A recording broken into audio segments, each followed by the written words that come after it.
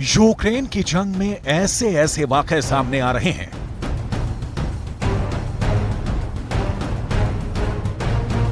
ऐसे खतरनाक युद्ध के मोर्चे लगे हुए हैं जहां एक एक सेकंड में 100 सैनिकों की मौत हो जा रही है। अब युद्ध के हथियार इतने एडवांस हो चुके हैं कि दुश्मन की एक चूक पूरी की पूरी टुकड़ी का सफाया कर दे रही है और यह सब बाकायदा बदला लेकर हो रहा है। रूस और यूक्रेन की फौजें एक दूसरे पर घात लगाकर हमला करने के लिए ताक में बैठी हुई हैं और पलक झपकते ही जंगी मैदान में मौत नाच रही है।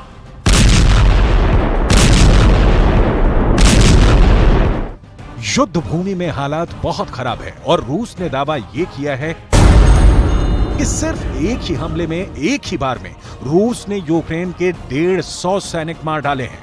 इस खबर के बारे में हम आपको पूरे विस्तार से बताएंगे, लेकिन इसके अलावा हम बात करेंगे यूक्रेन के ड्रोन आर्मी के शौर्य की, जिसने रूस के अंदर तहलका मचा रखा है। अब रूस के कुर्स्क शहर पर ड्रोन हमला हुआ है। क्या है ये पूरा मामला, सब कुछ आपको हम बताने जा रहे हैं। बात करेंगे एक और वीडियो की जो इंटरनेट पर वायरल हो रहा है। इस वीडियो में दिखाया जा रहा है कि रूस का एक बेहद मजबूत टैंक टर्मिनेटर एक ड्रोन के द्वारा नष्ट कर दिया गया है। क्या है ये पूरा मामला, हम आपको विस्तार से समझाएंगे, लेकिन सबसे पहले हम आपको ले चलेंगे इस वक्त यूक्रेन के सबसे खूनी मैदान में, नीप्रो नदी के किनारे, जहां पर हुई खूनी महाभारत।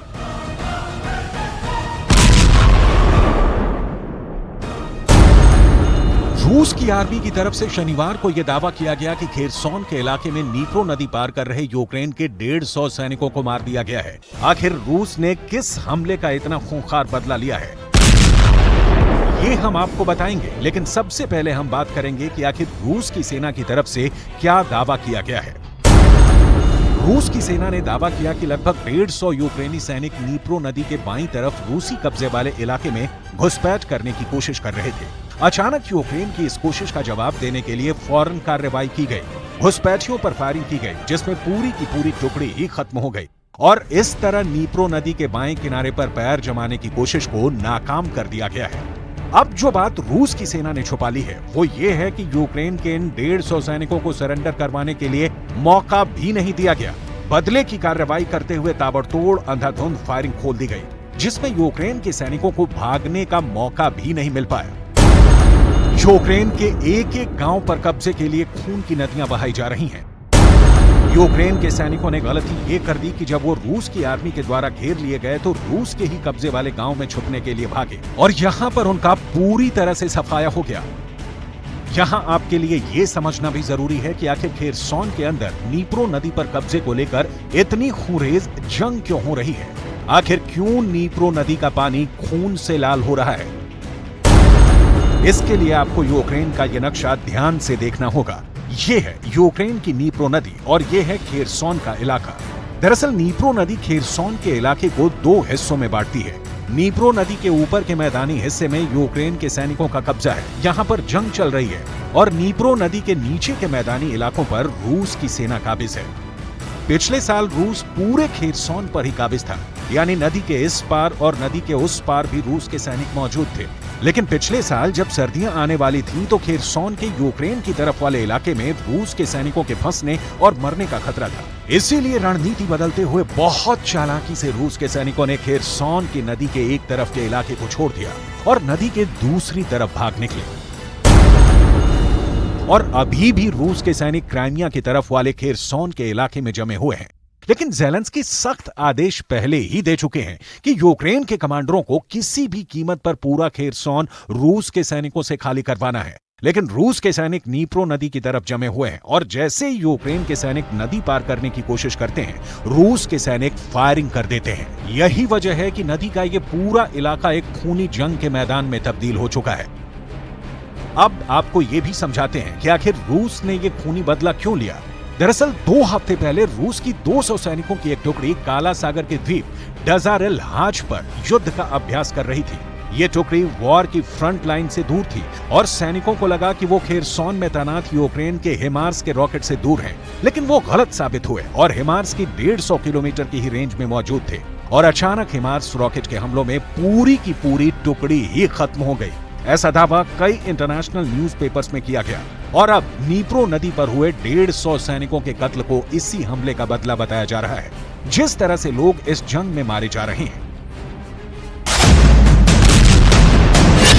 फरवरी 2022 में यूक्रेन में युद्ध शुरू होने के बाद से मारे गए या घायल हुए यूक्रेनी और रूसी सैनिकों की संख्या कुछ अमेरिकी अधिकारियों का हवाला देते हुए न्यूयॉर्क टाइम्स की एक रिपोर्ट में 5 लाख के करीब बताई गई थी। कई रिपोर्ट्स में दावा किया गया है कि यूक्रेन के भी 70,000 से ज्यादा सैनिक इस युद्ध में मारे जा चुके हैं। यूक्रेन के सैनिक आखिर कैसे ड्रोन्स को ऑपरेट करते हैं, इस पर भी कई वीडियो सामने आ रहे हैं। हम आपको यूक्रेन के युद्ध के मैदान की तस्वीरें दिखा रहे हैं। ये यूक्रेन की आर्मी के जवान हैं जो ड्रोन्स के इस्तेमाल में काफी कुशल हो चुके हैं। ये सैनिक ड्रोन्स की लोकेशन को इलेक्ट्रॉनिक स्क्रीन से जोड़कर भी देख सकते हैं और दुश्मन की लोकेशन के हिसाब से ड्रोन्स का मूवमेंट करवाते हैं। Это глаза. Самые настоящие глаза. Вот, как человеку с плохим зрением плохо жить, так и, собственно говоря, для армии, если нету глаз, то, ну, да. Ну, вот примерно так выглядит проезд БМП. То есть это машина с пехотой на борту, то есть куда-то на позиции заезжали.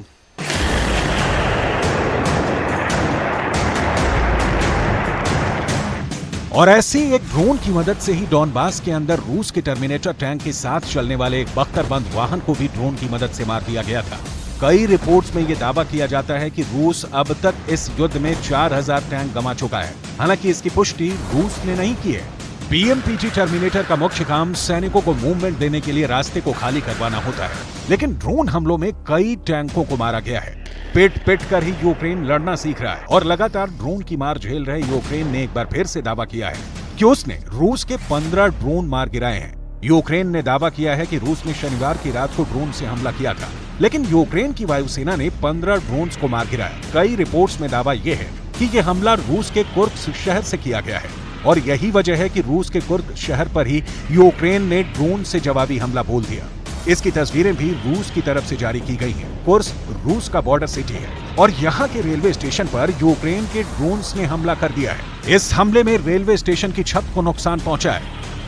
कुर्स्क के गवर्नर और अधिकारियों ने रेलवे स्टेशन का दौरा किया है। अभी 2 दिन पहले मॉस्को के अंदर एक्सपो सेंटर पर भी यूक्रेन का ड्रोन हमला हुआ था। सेवेस्तोपोल मॉस्को से जुड़े क्राइमिया प्रायद्वीप पर रूस के काला सागर बेड़े का सबसे बड़ा अड्डा है और यहाँ पर भी 2 दिन पहले समुद्री ड्रोन से यूक्रेन ने हमला किया था। समंदर में जो हमला हुआ उसे तो रूस झेल गया, लेकिन रूस की राजधानी मॉस्को पर जब ज़ेलेंस्की का ड्रोन अटैक होता है तो सवाल पुतिन पर खड़े होने लगते हैं। मॉस्को के लोग ड्रोन अटैक से हैरान और अचंभित नजर आ रहे हैं और कई ऐसे लोग हैं जो डरते हुए ये बता रहे हैं कि वो एकदम सुरक्षित हैं और हमले के बाद भी जिंदा हैं। इस साल रूस और यूक्रेन में रूस के कंट्रोल वाले इलाकों में 120 से ज्यादा ड्रोन हमले यूक्रेन कर चुका है। 3 मई को तो पुतिन के आधिकारिक आवास क्रेमलिन पर ही हमला कर दिया गया था और रूस की तरफ से यूक्रेन पर आरोप लगाया गया था कि पुतिन को मारने की कोशिश की गई है, जिससे यूक्रेन इनकार करता रहा है। यूक्रेन ने जो ड्रोन अटैक किया उससे रेलवे स्टेशन की इमारत को नुकसान जरूर पहुंचा, लेकिन किसी की जान का नुकसान नहीं हुआ। लेकिन यूक्रेन का दावा है कि उसके शहर चेर्निहिव के अंदर रूस ने जो हमला किया उसमें कई लोगों की मौत हुई है और 35 से ज्यादा लोग घायल हुए हैं। Значить, це була подія, організована громадською організацією, яка займається просуванням дронів, навчанням дронами і так далі. Значить, ми були в якості запрошених і як учасники цієї події і фактично представляли свої дрони.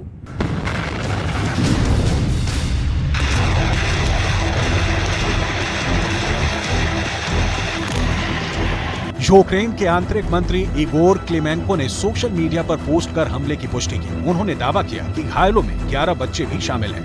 वहीं यूक्रेन के राष्ट्रपति वोलोदिमीर ज़ेलेंस्की ने कहा कि रूसी सेना ने एक थिएटर और एक विश्वविद्यालय सहित उत्तरी शहर चेर्निहिव के केंद्रीय चौराहे पर हमला किया है। ज़ेलेंस्की ने घटना का एक वीडियो भी जारी किया, जिसमें देखा जा सकता है कि सोवियत काल की एक बड़ी इमारत के चारों ओर मलबा दिखाई दे रहा है, जिसके चारों ओर खड़ी कारें आंशिक रूप से नष्ट हो गई हैं, छतें और खिड़कियां टूट गई हैं। Сьогодні після 11 години я сидів в кафе яке знаходиться в тому куті, і пив каву. Почув дуже сильний свист, я впав на землю, відбувся вибух дуже сильний. Мені скло падало, каміння, потім пиль велика. Я піднявся, вийшов в арку, побачив дуже багато людей окровавлених, побачив, як дитину в колясці несуть окровавлену. Ми почали допомагати людям, чим могли.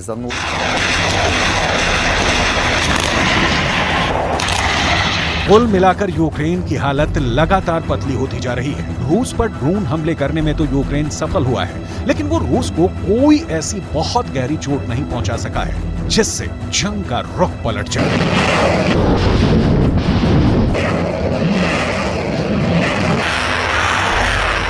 और रूस यूक्रेन जंग से